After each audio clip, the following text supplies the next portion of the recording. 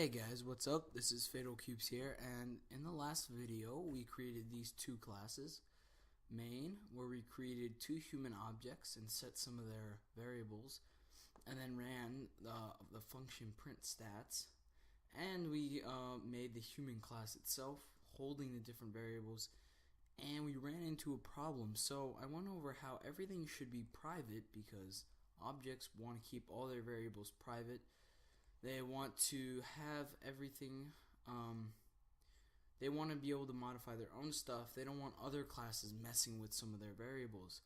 And they want to have control over which classes and when can other classes change their variables. So we saw this private string favorite color equals green, and we realized that you cannot change this right now in the main class. So if you were to do gl dot, there's no favorite color in that list, so it's impossible to reach that. So the challenge for the last video was to find a way to both get and set this property here, so that we could set the favorite color to something different like orange or blue, or get the favorite color so we could see private variables. The first thing you're going to want to do is change all these variables to private, because private's better, and it's good practice to keep everything private. Only make things available if you want to make them available. Now, you're instantly going to get errors because these fields no longer exist by just doing dot and then the name of the variable. So what is a getter and setter? Well, a getter and a setter is two methods that are used to set the variable to a new value or get the variable. Simply, so if you wanted to see what the human's age is, at that moment in time, you could just do, human.getAge. So to create this, let's go ahead and we'll first make a getter. So you got to create a new method called public, and we're getting the age. Actually, we'll get the name. So we'll do public string get name, string name. Nope, nothing in here. And we'll go ahead and return name. So what this does, it's very simple. It returns a string value, and it returns this value name, which is a variable. So now you could do bob.getName. And remember, methods are equal to the return type. So this getName will give you the name of Bob. But the name of Bob isn't going to be equal to anything, because remember, this no longer works. The field human.name is not visible. So we need to be able to set that field. So it's going to be exactly like the getter, but we're now going to make a setter. So do public void. We're not returning anything because we're just setting a variable. Rename it setName. And we need one parameter. We need a string called name, right? We need them to pass in a new name and say this.name equals name. By doing the this dot, that refers to this object dot, and then it returns, these are called global variables. I kind of went over it a bit in the last tutorial. And so this dot name refers to this variable called name. This name that's in black text refers to this local variable. Now it might be, why don't we just name this something else? Why don't we make this, new name or something like that, and then you wouldn't have to do this.name. And if you're wondering, if you don't have the this, you're basically going to say this name equals this name, which is basically the assignment to variable name has no effect. So it's not doing anything. That's why you have the this dot. This is just standard practice for making a setter. That's usually what you do. So you go ahead and you name, you make the variable name the same as the variable name as a global, and just do this.name equals name. So now let's go ahead and make getters and setters for all these. Now you might be like, oh, well, that's a lot. You have to make two methods for each one, so that'd be 2, 4, 6, 8 more methods. That's a lot of typing.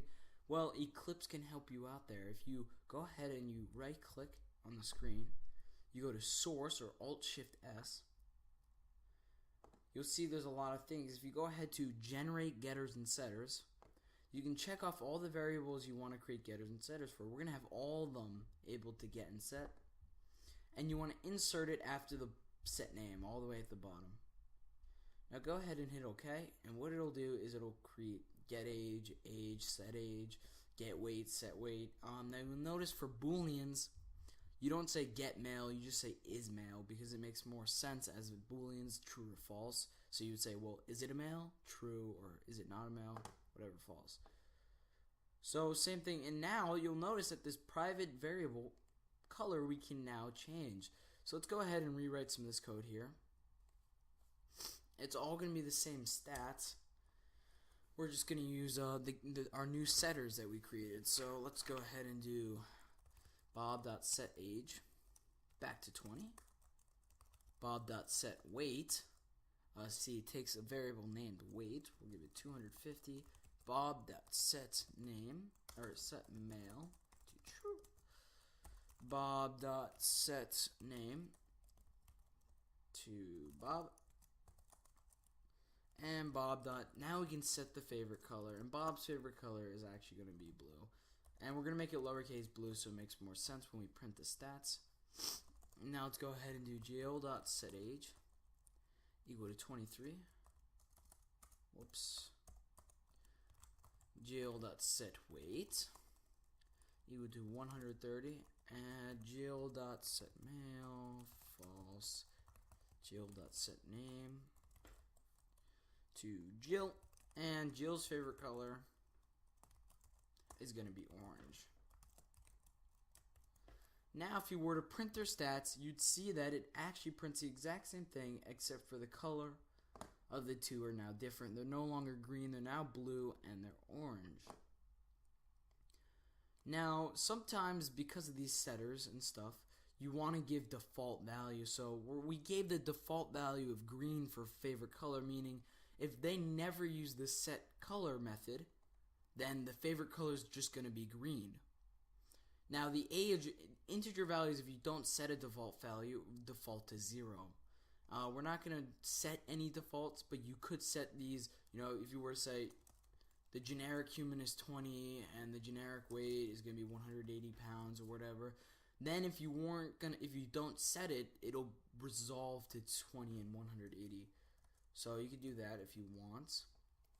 But let's go ahead and use those getters. So we created those getters and they don't really seem to be doing anything because we didn't use them.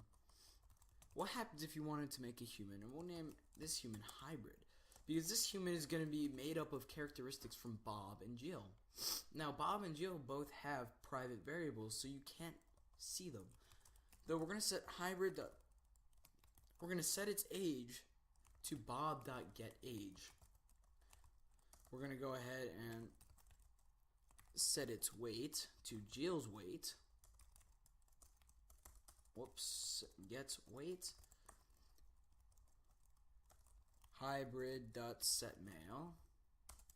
And we'll set it to Bob.isMale. Now its name will be unique. We'll just set it to Hybrid. And its favorite color is going to be Jill's favorite color.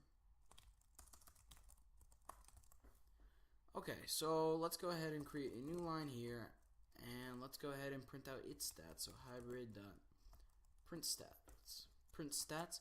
So if you were to go ahead and run this, you'd see that it shares his name is Hybrid.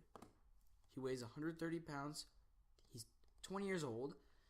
And he's a male, and his favorite color is orange. So if you were to change, let's say, I don't know, Jill's favorite color to magenta, you notice that the Hybrid's favorite color is now magenta as well. So that's basically it for this video. You can see that by doing the get age and stuff, that lets you see these variables instead of using a public variable and just doing .age.